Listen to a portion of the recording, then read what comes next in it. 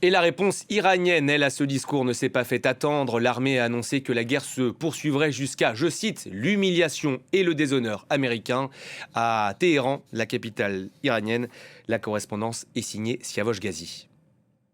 Il y a une réponse du commandant en chef de la force aérospatiale des gardiens de la Révolution qui répond directement au président Trump en affirmant que en fait c'est pas l'Iran qui va aller retourner à l'âge de pierre, ce sont les soldats américains qui, je le cite, vont être envoyés sous les pierres tombales. Votre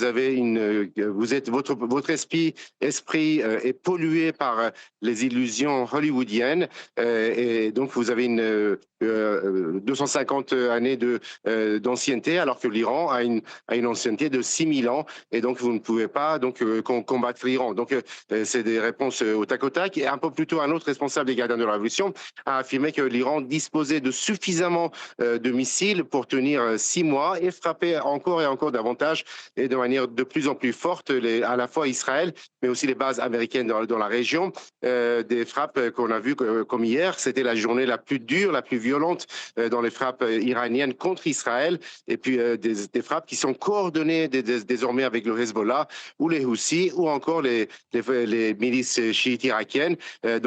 C'est un nouveau monde, c'est un nouveau ordre régional dans lequel on va vivre désormais, a affirmé il y a 2 jours le chef de la force Quds des gardiens de la Révolution, en affirmant que les États-Unis devaient s'habituer désormais à ce changement, à ce nouvel ordre régional.